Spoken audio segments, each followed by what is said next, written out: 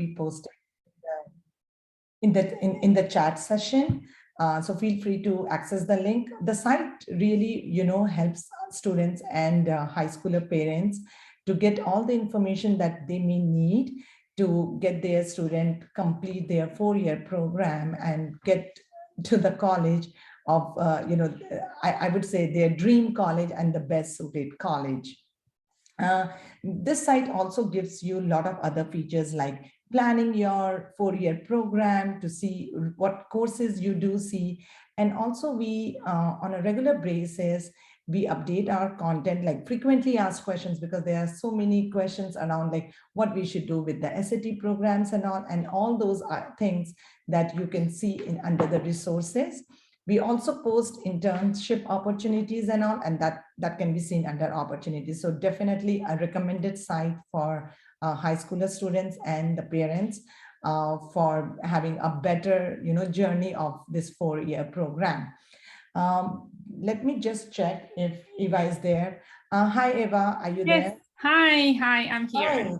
Hi. Thanks for, taking this opportunity and being with us and coming on this podcast session with us. I was just, sharing, things about our website. And also was sharing with the folks that how you are, joining us and, giving us an insight about maximizing the summer program with this summer for high school students. But before we deep dive into that topic, it would be great if you can introduce yourself and let the people know a little bit about your background and all. Yes, hi. Thank you so much, first of all, for having me, and thank you for the lovely introduction. I'm really actually happy to have met, and that was thankfully to Facebook, of course, to have met with some of you from GradAchiever, and I'm quite impressed with that entire operation that you guys are running and all this information that you're making available to students and parents. It is really admirable. I'm so happy again to be able to have this platform to also share some of my knowledge and to meet some of your listeners, and of course to reach to some of my audience as well.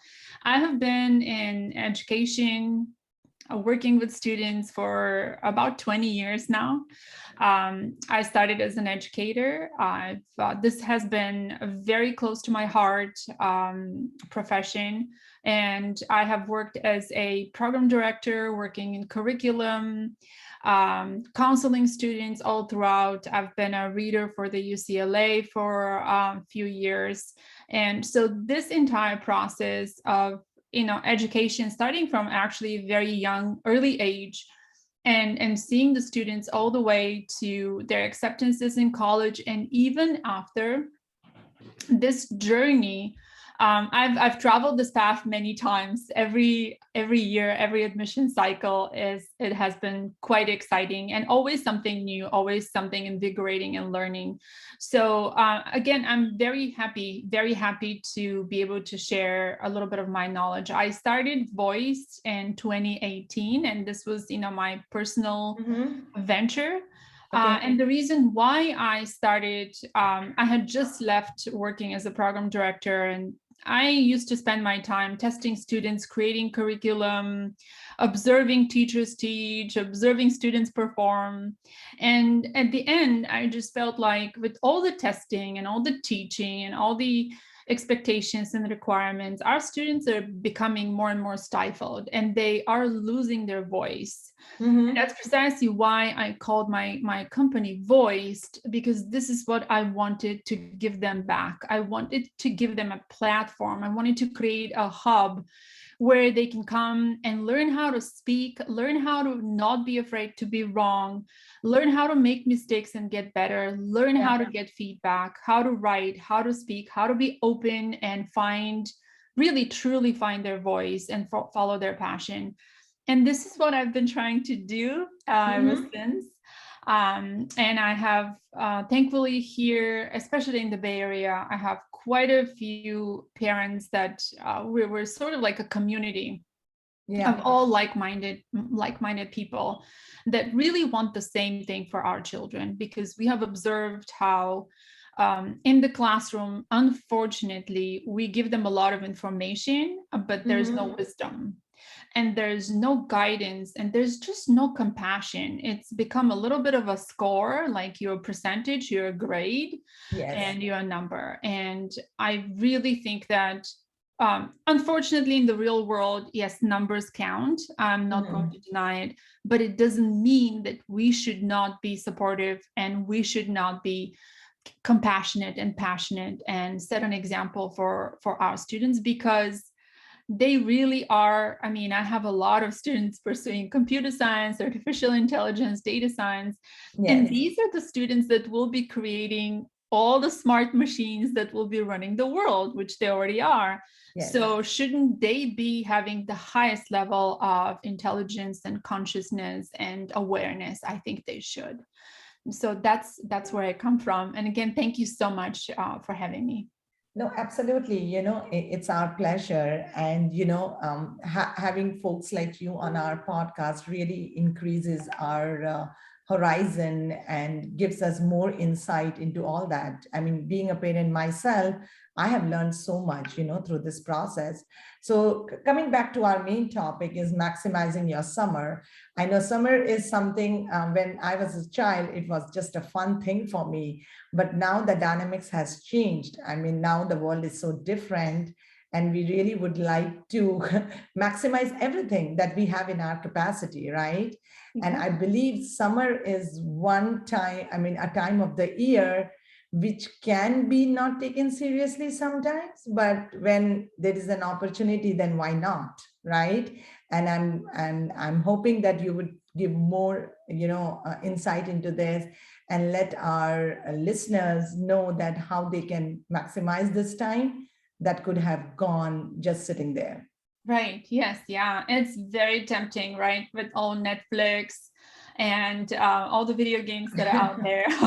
It is very tempting. And of course, our students are looking for that social interaction, which we cannot deny. And like you said, yes, summer was a time to connect, to visit family, to hang out with cousins, to maybe travel. And that should still be the case, because I really feel that for a lot of our students, summers have become a continuation of the grind. So before I even start outlining some really good programs, and I will not have the time to outline everything, so I'll share with you and your listeners, and maybe even on your platform, a link where they can find out more. They can listen and watch and take down some links. And I know you have a lot of information too on your website. Yes. But my first and foremost, so there's three things that I would like to touch upon today. The first one is to not take away the opportunity from our children to live their youth. So with some moderation, I think everything should be included in summer. Why that is so important is because every time I attend conference that is held by colleges, universities, just academia, higher education, I have to really be honest with you. One of the first things that I hear is our students, they say, your students, okay, your students counselors, your students, high school teachers and educators, they come to us burned out.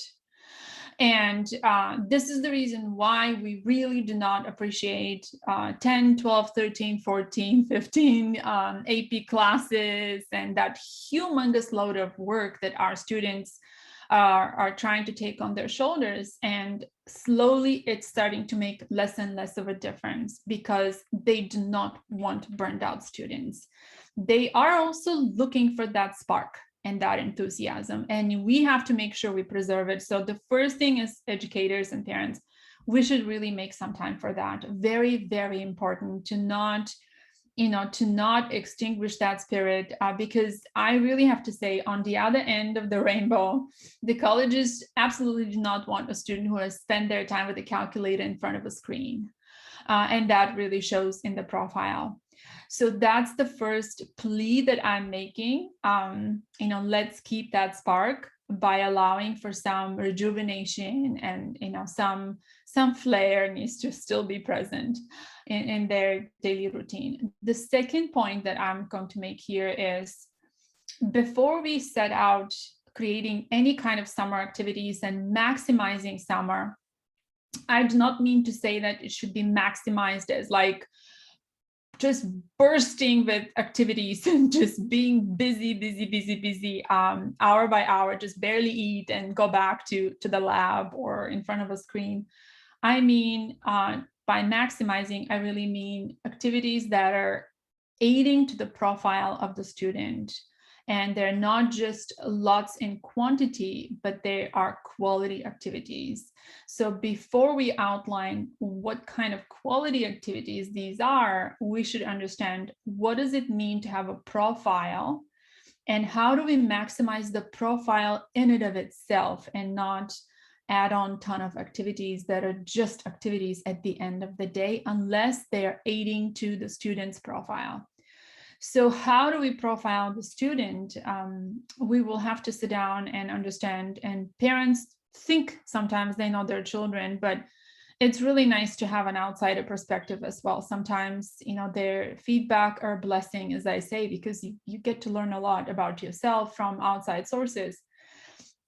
Making that profile and trying to set an end goal. What is it that we can achieve, and where do you see yourself 5, 6, 7, 8 years from now? What is it that you would like to achieve? Can we have a plan? Can we have several different plans?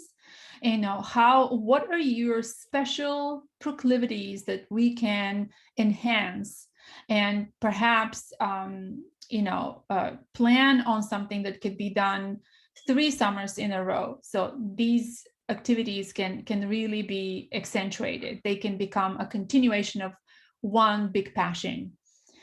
So creating that profile and having that conversation very early, maybe starting in middle school even, and then in the early high school years, to understand what is the student trying to achieve, what is most beneficial for them in a long run, and creating that profile that benefits them. So this way, I sometimes see students that come in and they have done research, and they have done Cosmos, and they have done, they do violin and tennis, and they do badminton, and they also swim, and they're in the speech and debate team. and I just looking at that is exhausting. Right. So I look at that profile and I think, wow, you must be so busy. Yes, Ms. Chincheva, I'm completely burned out. I don't have time. And I think, well, what is one of these things that you would like to take, and make something out of it? What is one of these activities? Can you point out to me something that defines you, something that you are passionate about? Well, but I have to do this, and I have to do that, and I have to do the swimming, and I have to do the tennis, and I have to do the piano, and they have to do everything, and they really don't. So understanding what is the definition of your child's proclivity, and then maximizing that by aiding it in summer with summer activities, and making sure it is something lasting for a couple of summers and couple of years, so they actually have a profile that stands out.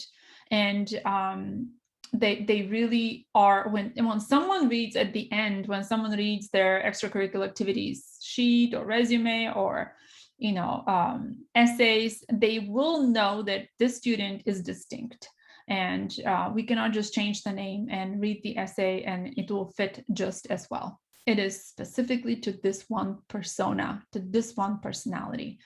So creating that persona, creating that profile, that's what I mean by maximizing it.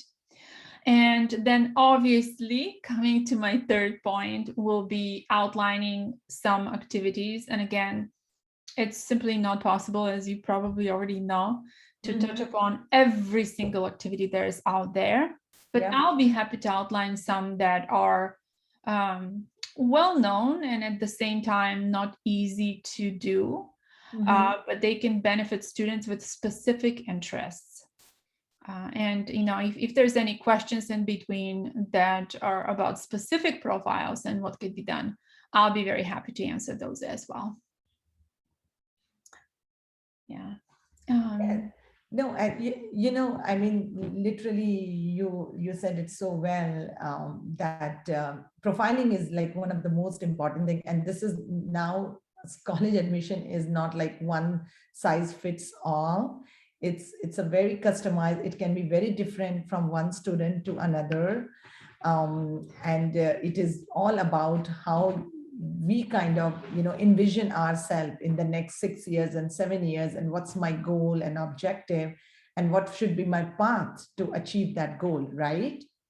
That's right. Yes. Yes, so Having coming. a goal. Yeah. Yes, absolutely. And I think that's where, all this, insight into all this helps us to kind of plan things in advance and, think about those aspects so that I choose my programs as per my interest and not like somebody does it and I should just follow that path, right? It should be pretty much who am I and what am I, what I'm planning to do at the end of my 4 year or my like college in my college. So as you were mentioning that you would like to outline some programs, so is there something that you would like to share with everyone, like what are those like highlights, or what are those important things that we need to look at that we should be focusing while we are planning it? Yes. So this is, I think I'm just going to break down, your question in some maybe smaller chunks.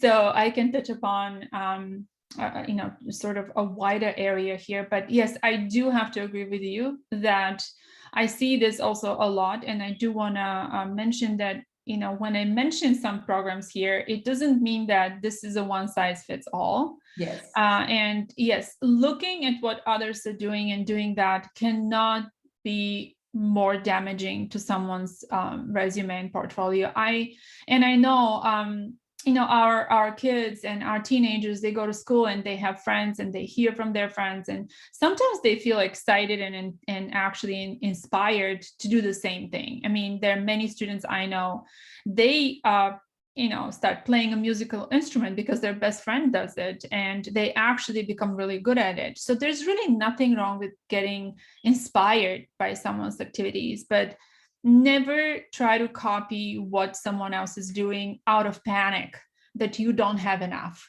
And and then there's the other thing that I see sometimes with my students, and every year I'm having to like kind of sit them down and say, okay, let's talk a little bit on the periphery of this whole college education thing, because it's my job to also teach you in the process. Let me tell you, there's enough for everyone. So do not feel, because I hear this, Ms. Gencheva, I don't want to put this on my resume because when my friend finds out that I'm doing an internship at Bank of America, they will also apply. Yes. And I feel there's no need to be afraid. There's plenty for everyone. Every one of you has talents, and your talents can actually bring out more fruit to create new talents. So don't you be afraid that you are, there's scarcity of anything. And this kind of mentality and this kind of thinking ends up damaging them at the end, because they try to conform and try to fit in a mold, thinking that they have to satisfy the expectations of the college at the end of the day. And that's not how it works. So there are many high school programs available for high school students. Mm-hmm. Again, I must say, sit down and understand what is your strength. So majority of these high school programs will have no effect on the admissions at the end, on your chances at competitive colleges, if they're not in congruence with the entire profile, resume, and passion and strengths. I must say that. So take a look at your college classes. I'm so sorry, your high school classes that you have selected. Take a look and see, are you trying to be computer scientist because you think you'll get a better job, but your math is not a strong subject? Then please do not go and ramp up on Python and Java. Correct. Take care of the math first and sit down and think, do you really want to be a computer scientist because you think that's going to pay you the highest, paid job? Or is it something else that you can do in between that will either prepare you better for computer science, or if you really want it, you can definitely learn, definitely become better, or you actually have other talents which you can combine and become a better architect maybe. Right. Right? So just take a look at what it is that you're good at. So that being said, there are some programs that will get the attention of the admissions officers, and there's no doubt about that. Okay. So several months ago, I wrote an answer and I created a blog that I think I titled, "Are there any highly selective and possibly low-cost summer programs or schools for high school students that will impress colleges?" And yes, there are. So one of them is, and you might have heard about that if you visit the Center for Excellence in Education, that is RCI, that is MIT. That will be Telluride. These are LEAD engineering, that will be summer science program, SSP. I think I mentioned RSI, Research Science Institute. That will be, there's a minority introduction to engineering, entrepreneurship and science, which is MITES. There's Women's Technology Program, WTP, which is for girls getting into STEM. Very, very a hot topic at the moment. So if you're a girl and if STEM is your thing, you can definitely capitalize on that. There's also the Ross program. There's Cosmos, as all of your listeners, I'm sure, know, which stands for those of you who don't know, of course, California State Summer School for Mathematics and Science. That's what Cosmos stands for. There's also the Promise, which is the program in mathematics for young scientists. There's also the Honors Summer Math Camp, which is Texas State University, San Marcos. There's also USA Math Camp, which is also held in Canada. A very, very popular program and a very good program for those who are competing. I did mention the Telluride Association, but let me just elaborate a little bit. That is the what that stands for, TASP. It stands for Summer Program for Juniors, and it is one program that I really recommend for students who are strong in humanities and writing. This is a program that requires lots of writing, and they do write on socially debated issues like racism and social inclusion. They spend long hours in that kind of academia. So you really have to be oriented, not just trying to get it on your resume, but you really have to be passionate about that. There's also the, if any of your listeners are from Florida, just like, here in California, we have Cosmos.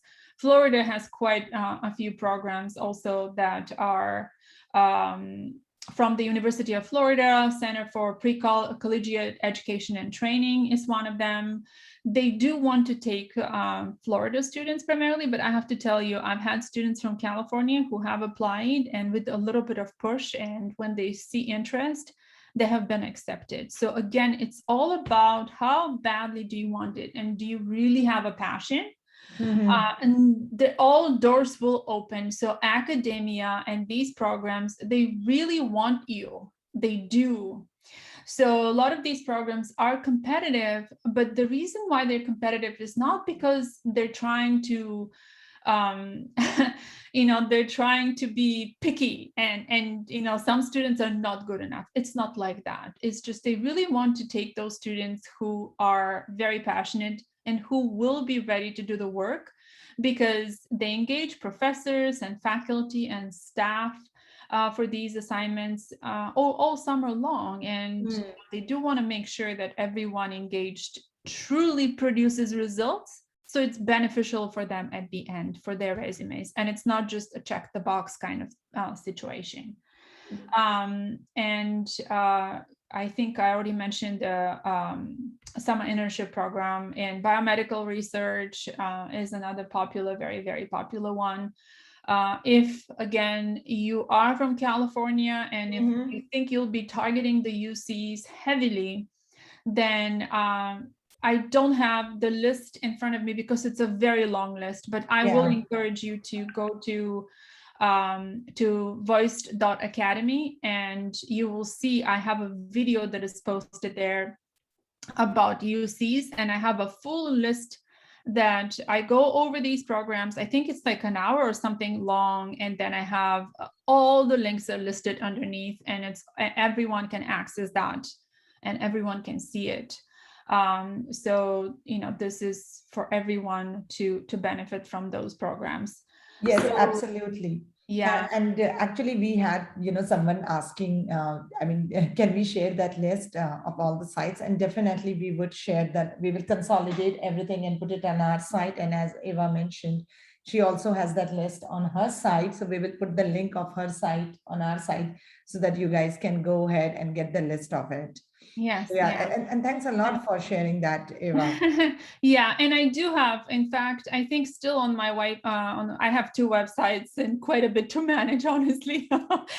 But I think on Voice.academy, I do have lots of free resources for high school students, because I do teach English grammar and academic writing. I do teach Yes. research, how to write the research, how to write, my students write. We have, I think I lost count how many students won gold medals this year from writing competitions. As my students have books published, my students have every year. We there's so many to count. We stop counting at the end, and all of these are paid. They start making money very early with writing. So I'm going to lead writing the college essay workshops all summer long. Writing is my passion. So Yes. I teach it like my life depends on it. And I do it so happily to anyone who is willing to learn. So I have all these free resources. I have put tests, which I have made myself for students to check their, all of their like grammar and mechanical grammar and mechanics and writing skills, so they know, hey, how will I do on the Yes. SAT? Well, go and check and you'll know. Absolutely. Yeah. And yes, sorry for interrupting, but we have some time limitations, and I wanted to go over some questions posted by few of our listeners, Sure. so that they get answer to, because I mean you have like so much information with you. I'm sure people are like really interested to learn more and more. So one of the question, and I'm gonna just change it a little bit, is like as you mentioned that we go ahead and do profiling in the initial, like maybe early high school or by in the end of the middle school. But as you know, as people grow, their interests change, their strength change, their weakness changes, right? Mhm. So if your goals change over a period of time, then how do you deviate from your path, or how do you course correct your path so that the change in the goal do not impact you to that extent, and you still have some buffer to move around and to still achieve that goal? Right. What's your take on that? That's a very good question. And I cannot thank you enough for asking that, because I always try to mention that when I talk to parents. And sometimes, well, I would say 9 out of 10 times, that's been my experience with my own students. And some of them come to me as early as 7th grade and they start because they want to be doctors. And I think right around sophomore year, they come back and they say, no, I changed my mind. Now I know it's Yes. a lot of work, right? So, but this kind of growth has to happen. So if we actually see that happening, we're on the right path. Okay. So sometimes, yeah, students, you will see them, they're definitely scientists. They will tinker with things and they just want to spend time for a long time studying and looking at little minute details. And that's the researcher. And we know it since they're 5 years old, right?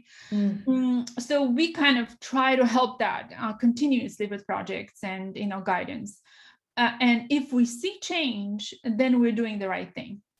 Because what happens is, like you said, their horizons expand, and now they're starting to open up to other possibilities. And they Yes. start like, I want to be a doctor, but I also like to do trading, and I like economics, and I'm in the spelling bee, and I'm a speech and debate. So they become passionate about so many things. But with very careful profiling, this is what I'll tell you. When we sit down with a student, and when I have a method that I do, and there's no time to share, like I said, everything, but there are circles. I mean, maybe your parents have heard of Euler circles. When we profile it in a mathematical way, there's always an overlap. So if someone is passionate about a topic that is in humanities, but they're trying to pursue science, there is an overlap, and I can guarantee you that overlap is actually what you want to zoom into.